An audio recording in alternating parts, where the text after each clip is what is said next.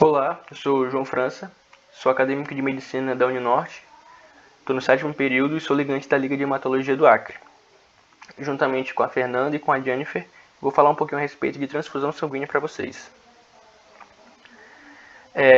Por definição, a transfusão é nada mais do que a transferência segura dos componentes do sangue de um doador para um receptor. E a gente fala que é segura entre aspas, porque apesar de de colocar em prática diversos protocolos da maior rigorosidade para prevenir o erro, acaba sendo inerente, vez ou outra passa despercebido a infecção, a contaminação, tem alguns efeitos adversos, então por isso que é seguro entre aspas, certo? E nada mais importante do que, para tornar esse processo mais seguro ainda, selecionar bem quem são os potenciais doadores ou não. Por exemplo, pacientes com idade entre 17 e 70 anos, pessoas acima de 50 anos, de 50 quilos, perdão, pacientes com hemoglobina acima de 13,4 para homens e 12 para mulheres, são pacientes potenciais doadores. E é válido ressaltar que o intervalo mínimo entre cada doação é de 12 a 16 semanas, sendo que é permitido no máximo até 3 por ano. E lembrando que gestantes, mulheres que estão em lactação, por ser um grupo com a maior necessidade por ferro, acabam são excluídas dos potenciais doadores enquanto estão nesse período, certo? Então, até 9 meses após o parto, esse grupo específico não pode doar. Então, é um impedimento temporário, certo? Agora, a respeito dos pacientes que são excluídos desses grupos de doadores. São aqueles pacientes que têm uma condição clínica mais debilitada. Pacientes com algumas doenças cardíacas conhecidas. Nesse grupo ainda entra a hipertensão. Pacientes com algum tipo de doença respiratória significativa. DPOC em um estado mais avançado, já é impeditivo. Pacientes com câncer, diabetes, insulinodependentes e doença renal crônica também são excluídos. E é válido ressaltar ainda que alguns tipos de modificação corporal que a gente faz, como piercing, a utilização de piercing, tatuagens, são impeditivos temporários. Até porque a gente não sabe a procedência dos materiais, não sabe se eles eram descartáveis ou não, se foi bem esterilizado ou não, se foi feito asepsia ou não. Então, por isso, é colocado ali até 12 meses de espera. Então, após 12 meses, o paciente pode sim, depois de ter feito o procedimento desse, voltar a doar sangue. E a gente riscou aqui também a palavra homossexual porque até ano passado era proibido, né? Eles não poderiam doar sangue, eles não faziam parte do grupo de doadores. Só que ano passado, em 2021, o STF derrubou essa proibição. Então, desde então, é permitido sim que os homossexuais entrem no grupo dos doadores de sangue. Então já é um avanço que ultrapassa a barreira, o meio da medicina, certo? Já é um avanço além da saúde pública, é um avanço social. Então esse grupo que já era marginalizado ali, tem toda uma questão de preconceito envolvendo, acaba sendo incluído nesse grupo de doadores e é um benefício para eles e para a gente da saúde pública. Agora a respeito dos antígenos e dos anticorpos de grupos sanguíneos.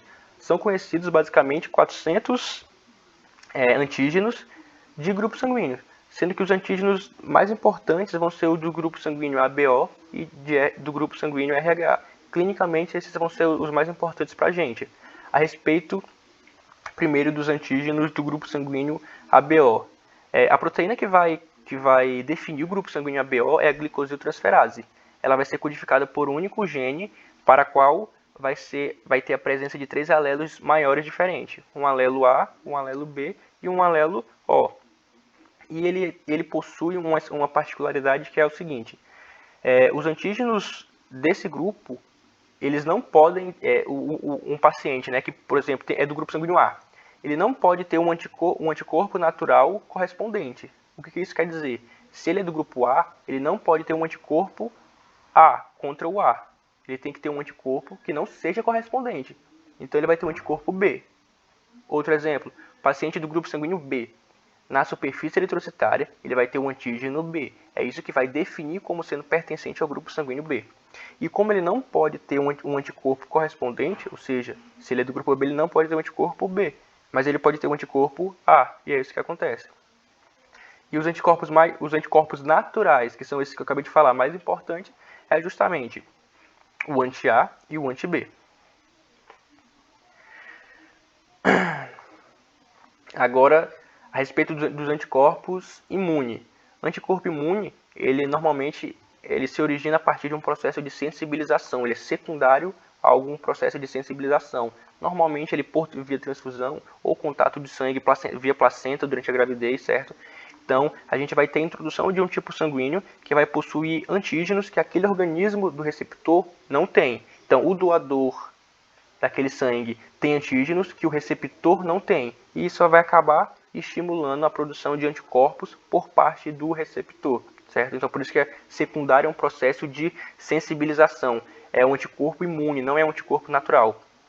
E esses anticorpos imunes, eles normalmente são do tipo IgG, anticorpo quente, que são mais reativos a temperaturas maiores, né, ali 37 ou até acima disso. E o principal exemplo desse vai ser o anticorpo RH, né, o anti-D, que vai ter o sistema do sistema RH, certo? Que a gente vai falar mais na frente. Aqui só para exemplificar para vocês, aquilo que eu falei, né? O paciente do grupo sanguíneo A vai ter um antígeno que o define como A, vai ter um antígeno A. E como ele não pode ter um anticorpo natural correspondente, ele vai ter um anticorpo B. Da mesma forma o paciente que é do grupo B. Ele vai ter um antígeno B e vai ter o anticorpo A. Não pode ter um anticorpo correspondente, que seria um anticorpo B nesse caso, né? E o paciente AB, ele tem tanto o antígeno A quanto o antígeno B. E já que eles têm os dois tipos de antígeno, ele não pode ter nenhum anticorpo A e nenhum anticorpo B, porque isso viria a causar hemólise, certo? Então, ele não tem a presença de anticorpo natural, esse tipo sanguíneo específico. Já o tipo sanguíneo O, ele não tem um antígeno A e não tem um antígeno B. Então, ele vai poder ter sim o anticorpo, já que ele não tem antígeno, os dois antígenos, ele pode ter os dois anticorpos. Então, ele vai ter o anti-A e o anti-B. Agora aqui mais visualmente pra gente, que o paciente da coluna 10, ele é do tipo sanguíneo AB, RH negativo. Se ele é AB, ele tem tanto o antígeno A quanto o antígeno B. Se ele entrar em contato com o anticorpo A, se ele tem o antígeno A, ele vai aglutinar, que é o que acontece aqui. Se ele entra em contato com um anticorpo B, se ele tem um antígeno B, ele vai aglutinar, que é justamente o que acontece aqui. Da mesma forma, se ele entrar em contato com o anti-A e o anti-B, né? Vai aglutinar da mesma forma. Agora, esse paciente do tipo sanguíneo AB, ele é chamado de receptor universal, certo? Por que de receptor universal? Porque olha é o seguinte, como ele é do tipo sanguíneo AB, ele tem antígeno A e antígeno B, ele não tem nenhum anticorpo. E isso permite com que ele receba o sangue de todos os tipos, que é justamente o que vai mostrar aqui. O paciente do tipo sanguíneo AB vai entrar em contato com o paciente do tipo sanguíneo A, recebe o sangue do tipo sanguíneo A, não aglutina. Da mesma forma, quando ele entra em contato com o sangue do tipo B, e não aglutina, certo? E quando entra em contato com o AB, também não vai aglutinar. Como ele é RH negativo, RH negativo significa que ele não tem a presença do anti-D, né, que vai ser referente ao RH lá atrás que eu falei.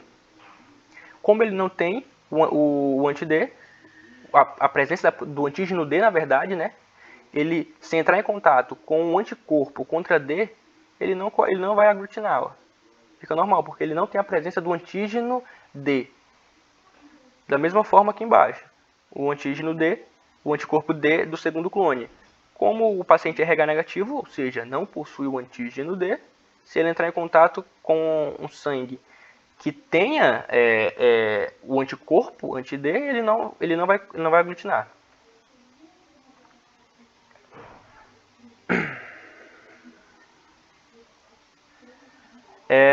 E como eu falei para vocês, é um processo seguro entre aspas, né? Porque existem sim riscos. E quando a gente fala de risco, o principal risco vai ser sempre infecção. Então, vírus de hepatite, retrovírus, herpes, parvovírus e diversos outros vírus vão entrar nesse rol, certo?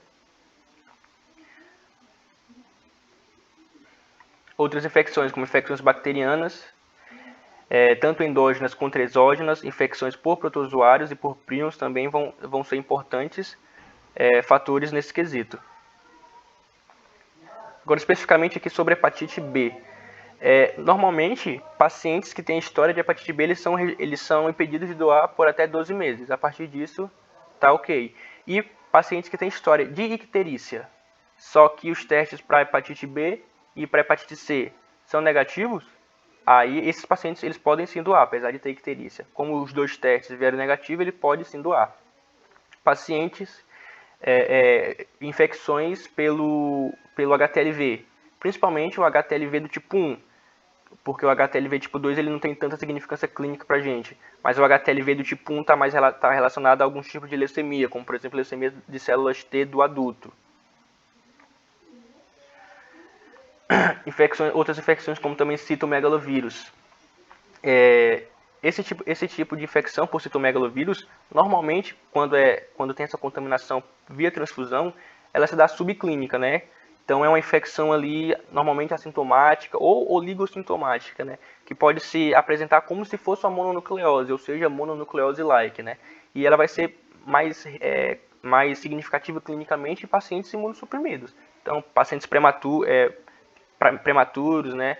Pacientes que fizeram transplante de medula óssea recentemente ou que fizeram tratamento com anti-CD52, que é o alentuzumab, e gestantes, são pacientes que são imunossuprimidos. Então, o risco vai ser maior neles. Então, a gente pode ter o desenvolvimento de um quadro de pneumonite nesse tipo de paciente, certo? E é interessante falar que o risco é sempre maior quando se fala de infecção viral, porque as infecções virais, normalmente, ela pode ter um período de incubação longo. E esse período de incubação longo é que vai ser o problema. Porque, normalmente, esse período de incubação apresenta, sim, uma viremia, ou seja, o vírus está circulando na corrente sanguínea, só que normalmente é pré-clínico, ou seja, é aquela fase assintomática ou oligossintomática que não é suficiente para fazer com que o paciente procure ajuda médica. Então, se ele não procura ajuda médica, ele não sabe se está doente. E se ele, por exemplo, fizer uma transfusão sanguínea e transmitir, aí, tá entendendo? É esse que vai ser o problema. Então, as infecções virais são mais importantes por isso, porque eles têm um período de incubação longo, e é esse período de incubação longo que vai acabar prejudicando o processo de doação, certo? Porque a gente não sabe se o paciente vai estar doente ou não. E também aqui, a respeito da malária, né? Pacientes que são provenientes de áreas endêmicas, eles têm que receber, se for doar sangue, né? Devem receber o antimalárico. E alguns cuidados que devem ser tomados, né, para que o risco de transfusão sanguínea seja diminuto. Selecionar bem o doador, suspender ou excluir os doadores que a gente acabou de falar, certo? Desinfectar o braço corretamente, teste microbiológico antes das doações, testes imunohematológicos, certo? Então são diversos processos que a gente faz tentando diminuir o risco de infecção.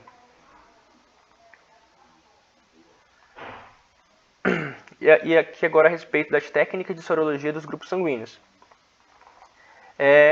A gente primeiramente vai ter o teste de aglutinação. A gente vai colocar a solução salina em contato com as células do sangue daquela pessoa. Se aglutinar, é porque a gente detectou algum anticorpo. Normalmente vai ser um anticorpo IgM. Então o teste de aglutinação vai ser esse. O segundo teste vai ser o teste de Cumbis, ou o teste de Cumbis, né? Que vai ser mais voltado à sorologia dos grupos sanguíneos e para a imunologia no geral, que vai funcionar basicamente pela adição da antiglobulina humana, a GH. A antiglobulina humana ela vai ser produzida a partir de um processo de sensibilização de animais, né? A gente vai introduzir imunoglobulina em animais, ou imunoglobulina, ou componentes do sistema complemento, né? Em animais, e a partir disso o organismo vai ser sensibilizado e vai produzir antiglobulina humana. Aí a partir desse processo vai ser retirado e a gente vai ter o produto final. E é com essa antiglobulina humana que a gente vai realizar o teste de Cumbis. O teste de Cumbis tanto direto quanto o teste de Cumbis indireto. O teste de Cumbis direto ele vai detectar a presença de anticorpo ou de produtos do sistema complemento na superfície do eritrócito. É diretamente no eritrócito. Por isso que é um teste direto de antiglobulina, certo? Um Cumbis direto. Principalmente a gente vai utilizar, por exemplo, nos casos de anemia hemolítica autoimune. Então, ou para diagnosticar ou para excluir, caso de anemia hemolítica autoimune, deve ser feito o teste de Cumbis direto. E o outro teste de Cumbis é o teste de Cumbis indireto, que a gente vai pesquisar os anticorpos que estão livres no plasma, livres no soro daquele paciente. Então, a partir de um processo de incubação de eritrócitos compatíveis com o soro a testar, a gente vai adicionar a antiglobulina humana. Se reagir, se aglutinar, no caso, a gente sabe que naquele soro vai ter sim anticorpos. E aqui só para exemplificar o que a gente estava falando, né? Aqui o cumbis direto, ó. A superfície eritrocitária vai ter a presença de anticorpos, né, ali de IgG, IgA, IgM, ou então algum componente do sistema complemento.